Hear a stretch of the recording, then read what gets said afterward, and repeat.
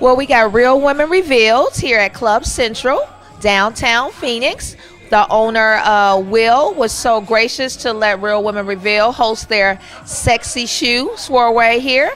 So we'll be having interviews with the ladies on all different types of women issues, girlfriend, sisterhood, breadwinner wives, dating in the 2012, and the cougar, and much more. So stay tuned, okay? Bye-bye.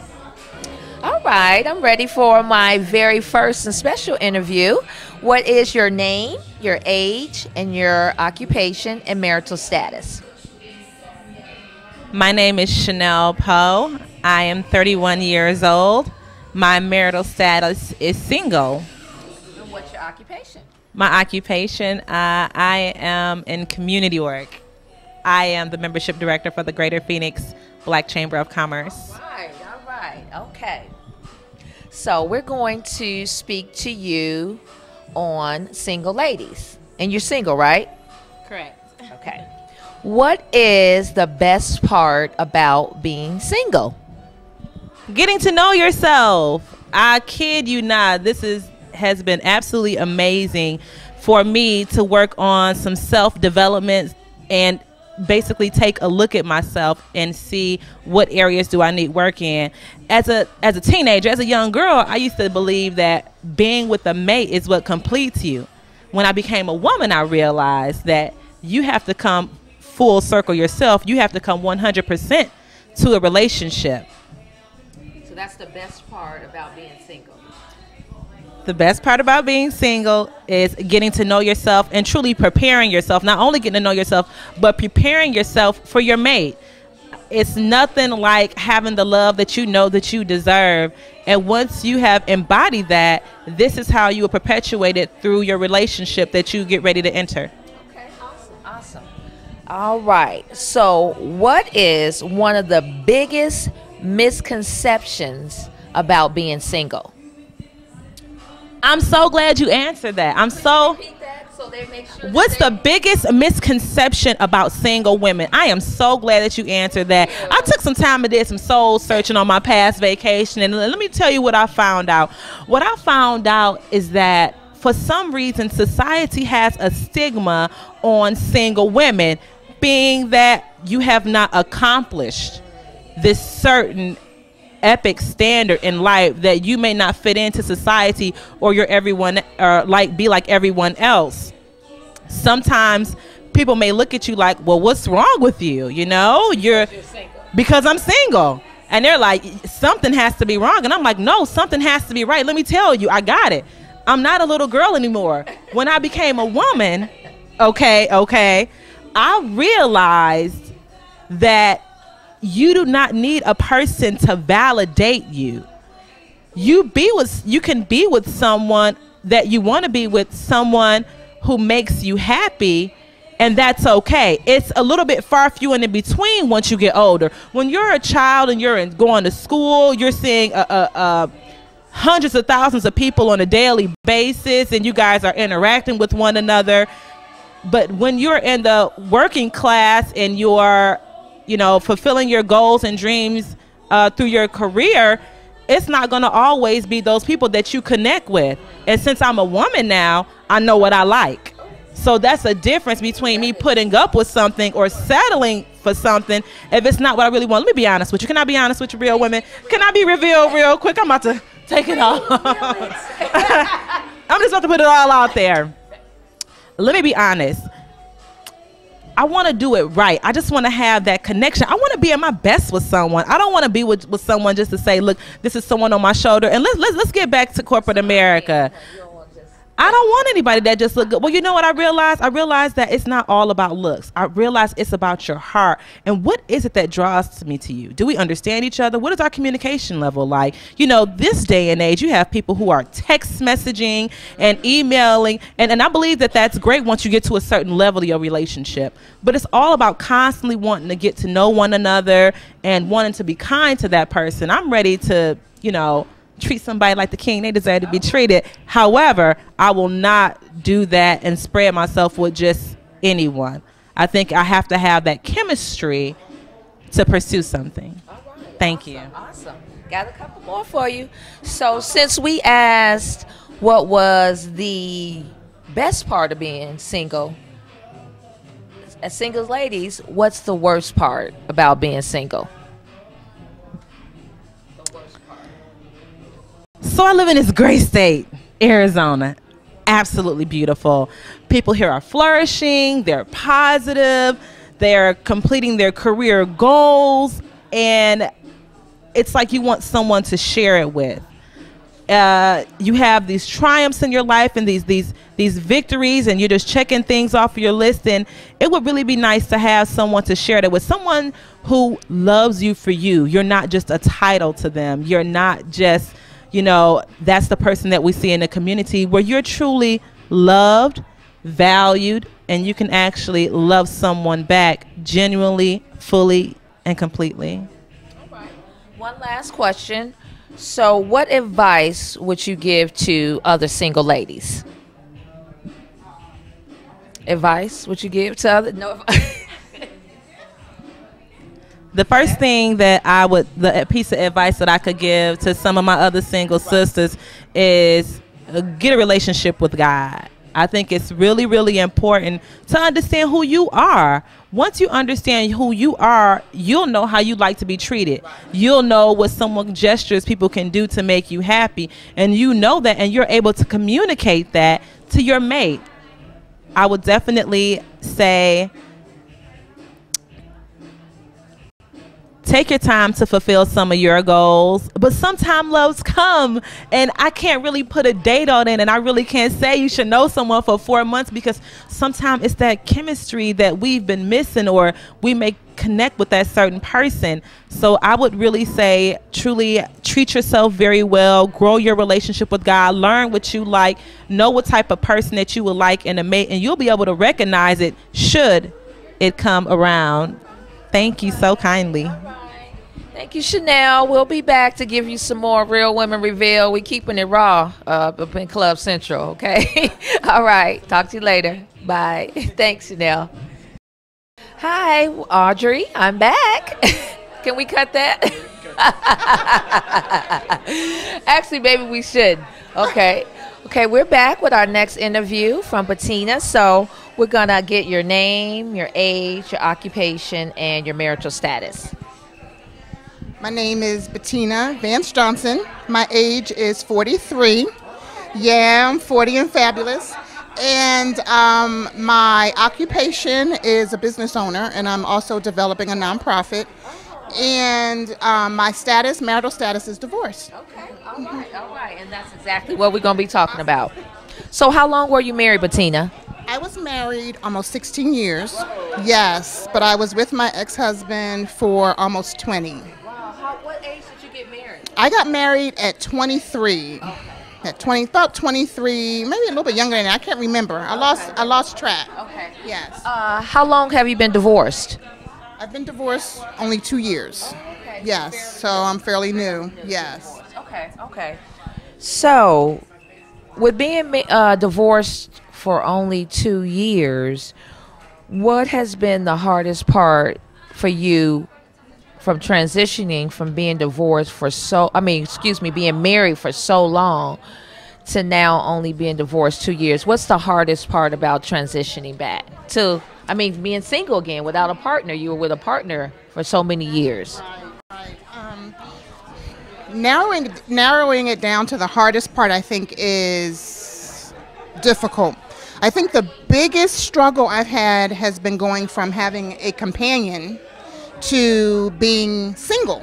I don't want to say alone, but I would say just being single. Having that special person to share your innermost feelings with, your triumphs, your bad days.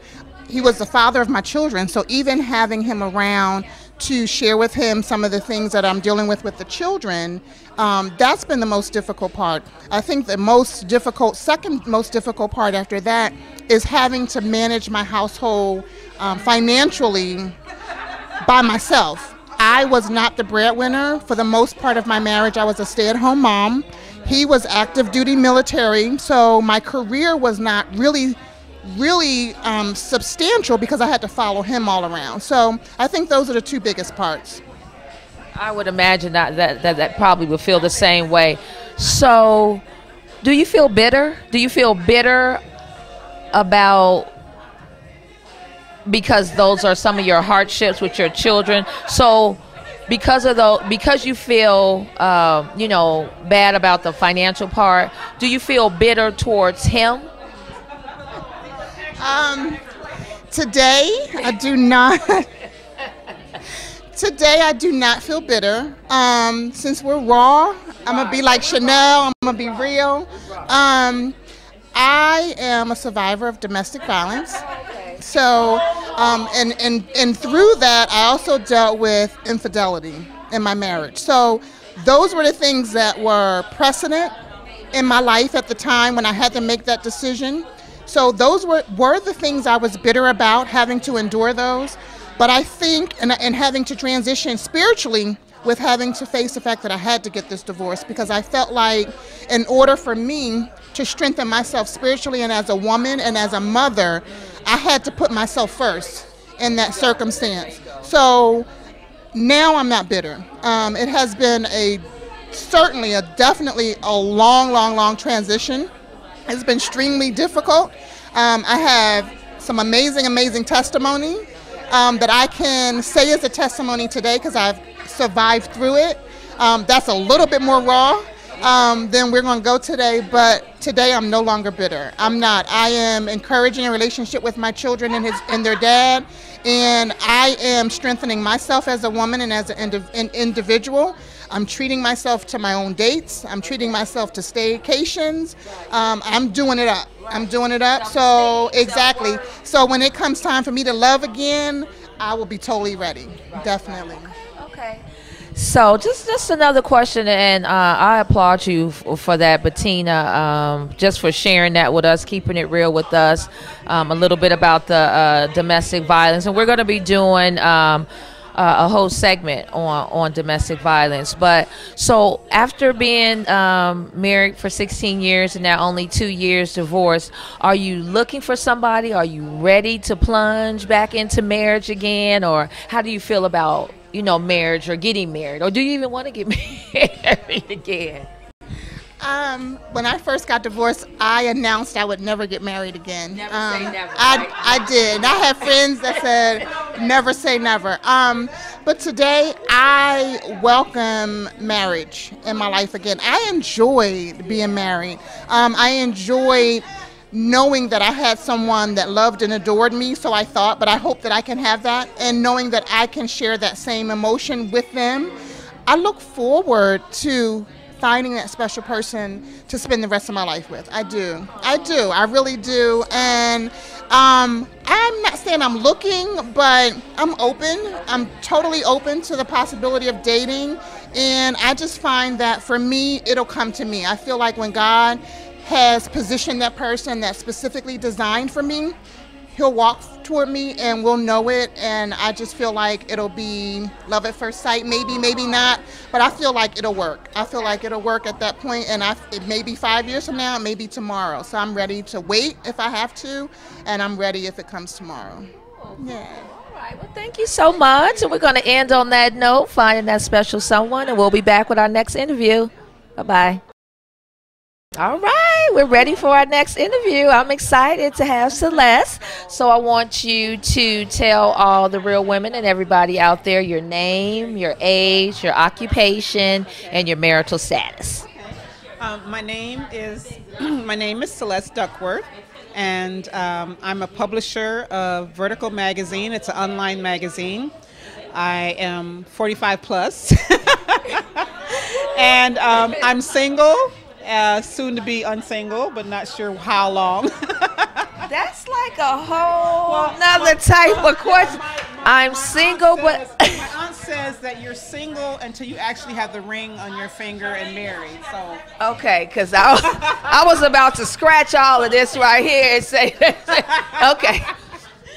So what I want to talk to you about is, has there been a tragedy, a bad situation in your life, and you've been a survivor. We want to talk about how to empower with self-esteem through a tragedy. So can you tell us, maybe if you want to share, and reveal yourself about a tragedy and how you were able to push through that?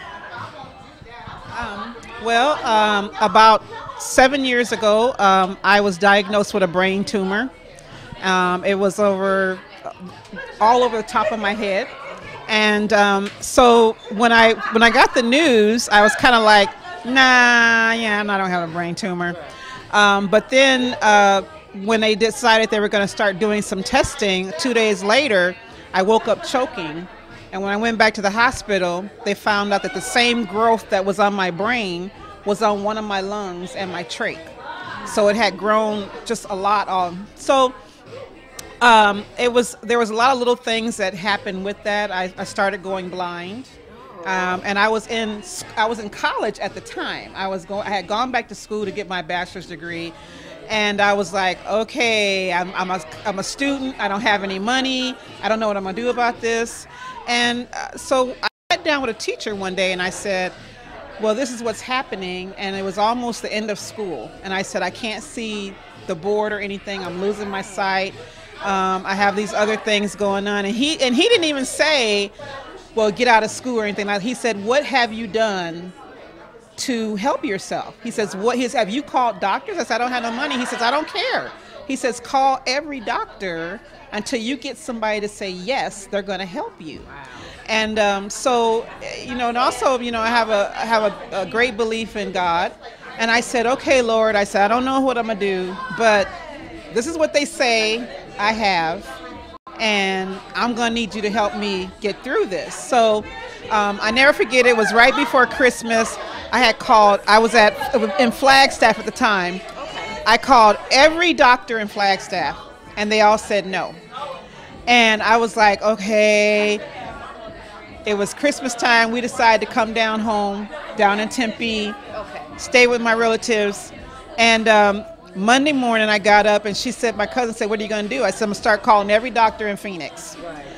But before I touched the phone, the first doctor I called in Flagstaff called me and said, I'll do it for you. Oh, wow. So they called you back. They called me back. Okay. In the matter of 1 year, because so much had went on, I ended up having eye surgery on both eyes to correct the blindness. I had a stent put in my heart. This is the extent of everything that was going on. I was put on high doses of steroids for 2 years. And they hadn't even got to testing me on the brain yet, because they wanted me to be able, they said my respiratory system was really, So with my family and my church, and and I just kept saying, every time something would come up, I just kept saying, okay, I hear what you're saying, but I know that God has the last word. So while I was on steroid treatments, very weak, couldn't do anything, was gaining a lot of weight. One morning I woke up and I said, I'm going to get up and walk every day. As long as I can get out the bed, I'm going to walk. So did something just come over you? I said I got to get control. I got to get control. And I said, no longer do I want doctors to be just giving me pills. I want a doctor who'll be a team player. And really, so I started doing research about everything that they said was going on. I started looking at foods to eat. I would get up. I could only walk in front of my apartment. I would walk down to the end of the sidewalk, and I would walk back. And then I would say, if I could walk down to the block, I'll walk back. If I got to crawl back, I'm gonna get back home. And I did that until I could walk around the buildings, and then until I could walk a mile. And then I started going to the track at the college and walking around the college, walking around the track. I did that until I could actually do like 5 miles, and then I could go up the steps. I started feeling really good. The medication was like horrible. I had to take off work from the medication. But slowly but surely, I think the physical aspect of getting better physically was really making those side effects get less and less. So finally, I mean, I kept doing that until here I am today, 168 pounds smaller, off of half the medication. I'm probably taking more vitamins than I do medication now. And last year, the doctor told me I was 4 years in remission. Everything on my brain and my brain and lung was gone. And I was 75% chance it's not going to come back. So I would say, you know, I encourage a lot of people when I encourage my family and people, I say, you got to be an advocate for yourself. Okay, because, you know, I believe, like, you know, God says his promise is that he'll heal you, you know, and I believe that when I start learning how other people had overcome, I kept myself happy, positive. If I felt like I was getting down, watch a movie that would make me laugh. I had friends that would come over, and if I couldn't go outside, they said, hey, let's have a picnic in the house, stuff like that. And good support. And I have friends that lived in Ireland. Oh, wow. That, you know, I went to Ireland for 2 years. Oh, okay. And I didn't do anything but rest and exercise and ride around and learn the country and just get out the stress. And then I just, you know, really, you know, my thing is that no matter what the report is, you got to learn yourself what your body's like. You got to learn about nutrition. When they tell you something, you have to study it. Learn what it is. Learn what you can do, because there's so much out there now that really doctors really don't know. Okay? Let me ask you this. Did you go through this by yourself? Did you have a loved one, as far as your maid or your husband, your spouse, fiance? Did you have someone to go through this, or did you go through this all by yourself? Well, I went through it all by myself because I had met someone that couldn't really deal with it. We were in a relationship for a very short time. But I met someone at the end of this. Okay. And so they didn't go so at the end. Well, that I knew he was a client of mine. Oh, okay. And you know, the hard thing for women is when you go through something like that. I mean, I lost my hair, I lost, you know, that's what I was saying. a lot. What? I had scars, I had other, and so I was kind of not feeling like getting out dating. Right. And this person, the most wonderful thing he ever said, and really helped me get over those things, was because I had to sit down and talk to him about everything, you know. And so he said to me, he said, you know what? He said, I've seen something of like everything you have. I've seen that in some woman I know growing up. And he said, baby, it's just all about life. He said, it's just life. And he said, if you want to go out there and work out or whatever, he said, whatever you can't fix like that, then we'll look at something else. He said, but otherwise, he said, it ain't bothering him. So, so you never know where you find love. Like, exactly. You never know where you find it. Exactly. And that was the most precious thing that that someone could say to me. And at that time, and that was kind of like the icing on the cake of getting everything done. Awesome. Yeah. Thank you so much, Celeste, for that. That was awesome. So inspirational, that I'm sure that if other women are going through something tragic in their life like that, that they could relate to that and know that you found love. Yes. Speaking with someone, explaining what was going on. So awesome for that. Well, thank you for that. We look forward to having you back. Thanks. Talk to you guys soon. All right. Real Women Reveal. We're back. And so we have our next beautiful woman here. So I want to ask you your name, your age, occupation, and marital status. My name is Charlene Tarver. I am 20-ish. Wait a minute. I said your age, not... I'm an attorney, and I'm divorced. Okay, all right. So what I want to talk with Charlene about is interracial dating. Have you ever dated anyone that was non-black? Charlene, first of all. So let's just ask that. I did. I dated one Caucasian guy. Okay, how long ago was that? Probably almost 2 years ago. That's your first. That was my first and my only experience. So, that was your first experience, and you said that was about a year, or almost 2 years ago. So, what do you feel when you see an interracial couple? We'll say, what do you feel? Seriously, what do you feel inside when you may see a black man with a non-black woman? You know, I think initially I used to wonder why, especially in Arizona, I would see so many African American men with non-African American women. But I think for me, the bigger issue became, how do I find what fulfills me and what I'm compatible with? And so I don't focus as much on the African American men and what they're doing. I'm really more committed to what makes me happy, what fulfills me, who am I compatible with, who treats me the way I want to be treated. And that's what I care about. So I'm not looking for a Caucasian man, but I'm open. I'm open. And I actually, you asked me if I had ever dated outside my race. I actually went out with an Asian guy about a week or so ago. About 2 weeks ago, I went out with an... That's new. That's new.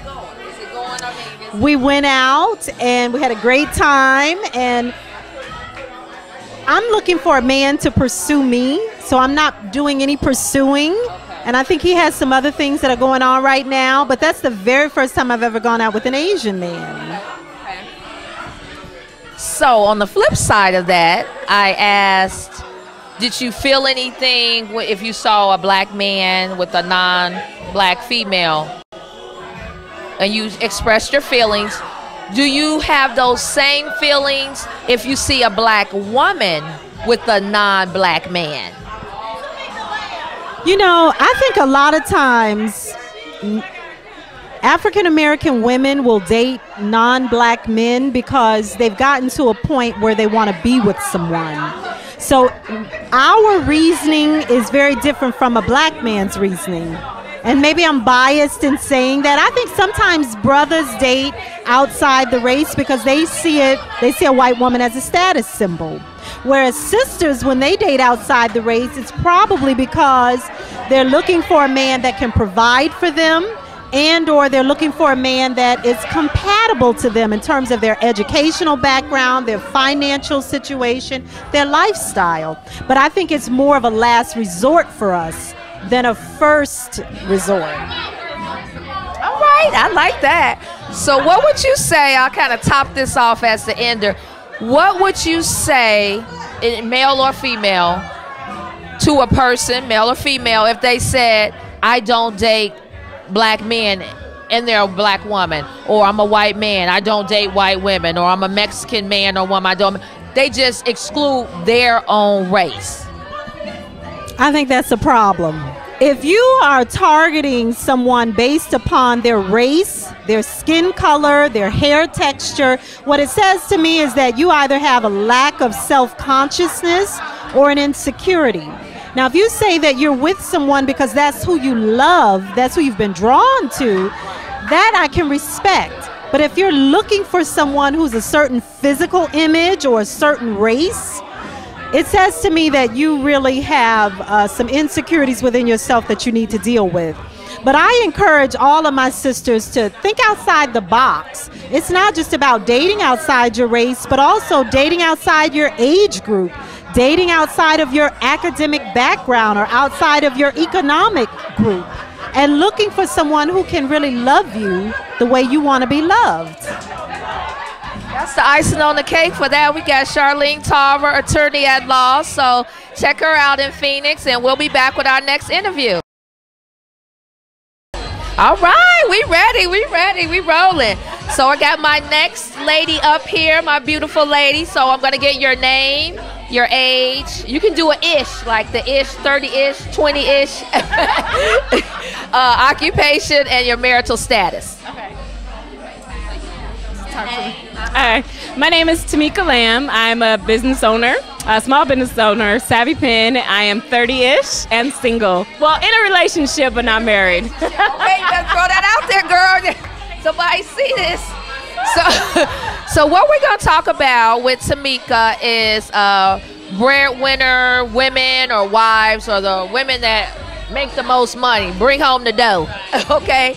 So, would you have a problem in your relationship if you were the breadwinner? If, you know, you were making all the money, is that really okay with you? Being a breadwinner, I'm okay with that. Most of my relationships, I usually make more than the person that I'm dating.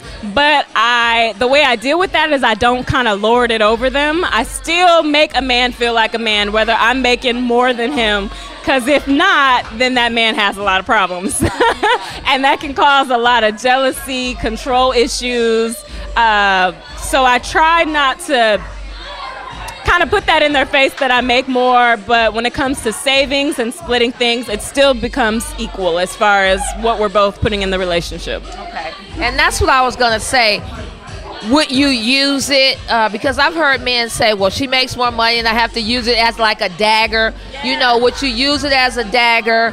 Or would you let him still, like you said, feel that we're making a lot of decisions together, even though you're making the most money? And what would you say, because you can talk on using it as a dagger, but do you think men have an issue, or it kind of makes them feel less of a man if their woman is making more money, or what you went through? Yeah, if you're making more money than the man and you're holding it over them, it's gonna make them feel like less of a man. And even if you aren't holding it over them, they still, because they're men, they want to feel like they're the head of the household, and they're bringing in, they're taking care of you, they're being that provider. It still bothers them, even if you share those responsibilities and you talk about planning and saving and expenses. They still feel like that, so you kind of almost have to. You just have to word things carefully. And make sure that you're really taking the time to talk to them. And if you feel like that, you know, that man kind of ego is starting to come up, kind of just talk to them about it so that it doesn't get in the way. Because that has ruined one of my relationships, that we couldn't even talk about finances. And I just had to say, look, I'm never going to not make more than you. So if this is a problem, we're going to have to end this right now.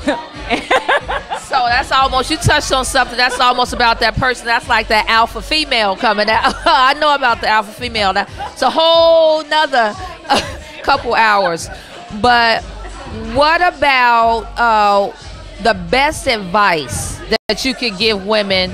Because nowadays, with women going back to school more, and then with women being single and handling households, they're running a lot of things in their households. So a lot of cases, they may make more money. So what's the best advice that you think that you could give women when they are the breadwinner in their households? Let the man be the man, regardless of how much money you make. Yes, women, we all know that we're the neck and the man is the head, and we turn the head, of course. I know that. But you still have to always make that man feel like a man regardless. So never throw how much money you make in their face, and never make them feel less of a man because you make more than them. That will make a happy relationship for you and your loved one. On the end note, we're going to ask, so what's one tip or what's one advice you can give us? You said make a man feel like a man. So what can we do to make a man still feel like a man when we bringing in all the dough?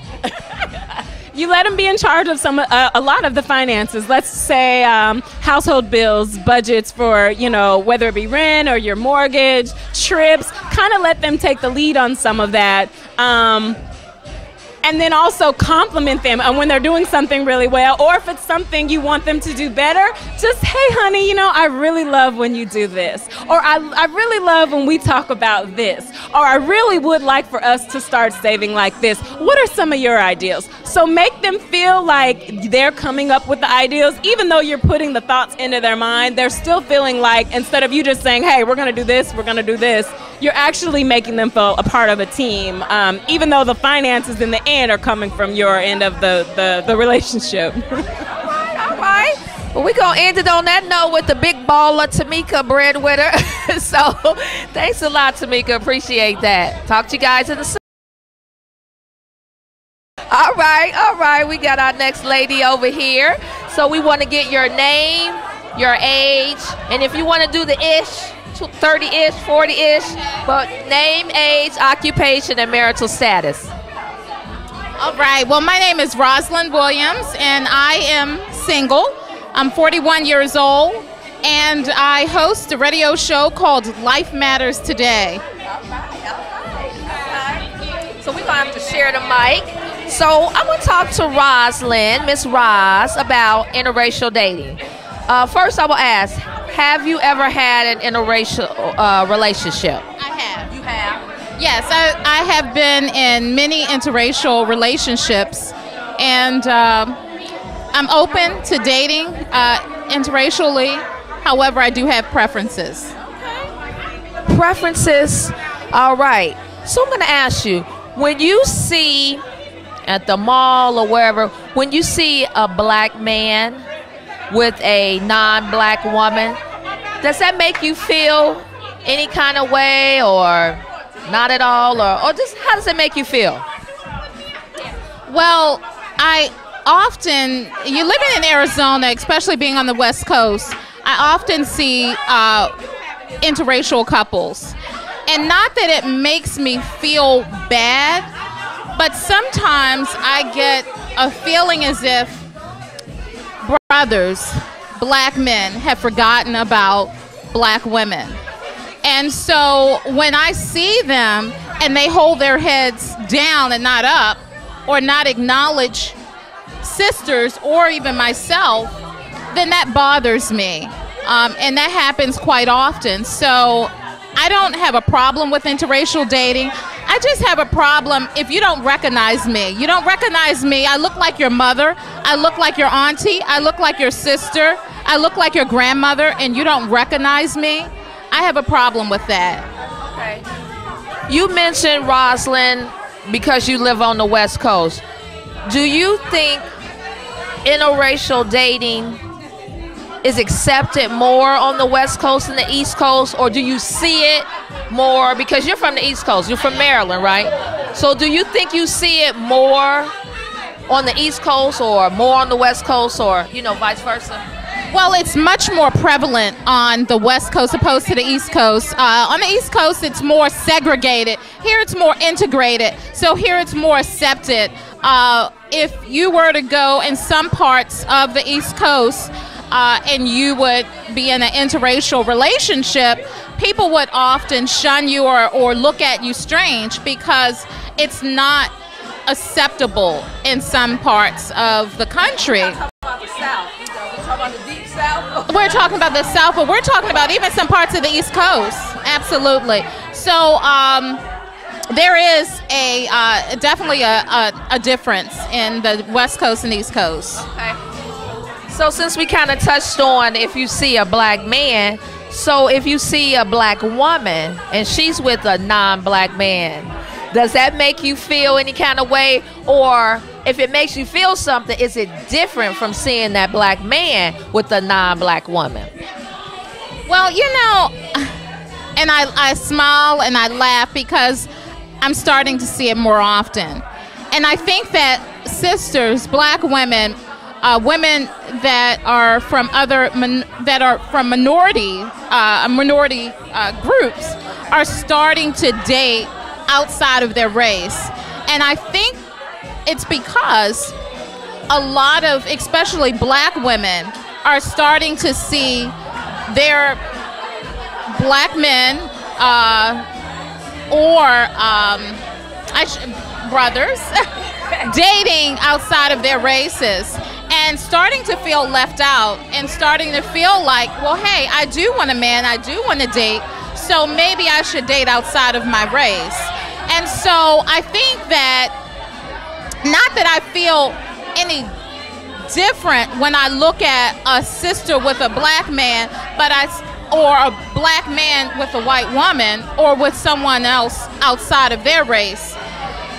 But what I do say is that sisters are starting to do something different. They're starting to do a new thing. They're starting to broaden their horizons, and they're starting to say that, hey, I'm not going to wait for a black man. I'm not going to just settle for someone that I don't want because the black man isn't around. They're starting to broaden their horizons and date other ethnic groups. And so I say amen to that, and I say amen to whoever decides to date outside of their race, if that's who you love, and not because you're dating outside of your race because it's a fad. And oftentimes, it's a fad here, it's a trend. I grew up with my uncle who's African American, and he was married to a Caucasian woman. Now, they got married in the 40s or 50s, and they lived in Pennsylvania on the East Coast, so that was really not accepted. And so they were ridiculed and ostracized from their community because of the interracial relationship. But one thing I do know is that they loved each other, and they truly loved each other. And in spite of the ridicule, in spite of them being ostracized, they stayed together. And so that's what I'm used to seeing. So if you find someone you love and it's outside of your race, hey, love who you love. You can't help who you love as long as they treat you right. But I have a problem when people say that I only date a black man, I only date a white woman. You exclude your own. If you meet someone and you fall in love and they're outside of your race and they treat you right, hey, nothing's wrong with that. Because love has no color. Love is endless. All right, we're going to end on that. Love has no color. So, interracial dating, I think you put a little bit of knowledge on our mind on that one. So, we'll have you back in a little bit, Roz, okay? All right. We rolling. I got another beautiful, real woman up here. So, I'm going to get first. I'm going to get your name, your age. I know you're trying to show those sexy shoes. I was trying to get comfortable here. But yes, I do need to show my sexy tooth. Woo! Shout out to Tooth. Okay. So we're going to get your name, your age, your occupation, and your marital status. Tamara. Oh, sorry. Tamara Floyd, and my age is, how old am I? 48. About to be 49 at the end of the year. Almost. And my occupation is a council aide for Vice Mayor Johnson. And marital status. Oh, I am single. Very much so. Okay. No, actually, I'm not loving it, but it's okay. Of course, most women don't want to be single. I don't know. I don't prefer to be single, but in the status of what's out there right now, I'm okay. Okay, well, with all of that, we're going to go to what are some of your, or maybe the top 3, 2 or 3. Let's go with 3. What are some of your must-haves? I mean, I'm not just saying way over the top, but what are about 3 of your must-haves that you want a guy that you date to have? Well, 2 things. He must have his own, because starting off, I'm not sharing. So that means you have to have some ambition, preferably some type of a career. So yeah, you have to have some type of career, some ambitions. You have to believe in God, first of all, because I do pray over my food, I pray over my life, I pray over my family.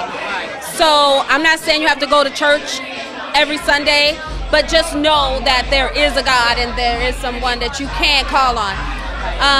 The other thought process is that he has the want to be open, to be loved, and to love me deeply. That's the top 3. Okay. And the reason I'm asking like must-haves, because I've been hearing a lot like on some of the blogs and from radio personality that are men, that women just don't know what we want. We wouldn't know a good man if he fell in our lap. So that's some of the reason behind this. So you know your must-haves. Would you compromise your must-haves? And I'll ask you that. Would you compromise your must-haves that you just gave me? The top 3? Your top 3. Did you compromise those? Maybe. But he was the finest 6'6". I think I had that. No. No, No, I mean, some things you may compromise to a certain extent, not totally 100%. Like, you have to be able to know how to fall in love. You have to know how to love. So maybe you might not start off deep in love. So that's a compromise to give them that opportunity to love you. Or to find out if they can. So that's already a compromise. The other two, you got to have something going on. At least a little bit, or have that ambition. So you don't have to be at the top of your game already. You just have to be motivated to want to be at the top of your game. So I don't know if that's a compromise or not, but it's that if I don't see it, it's not good for me. Because I'm trying to be at the top of my game. I'm not totally at the top yet.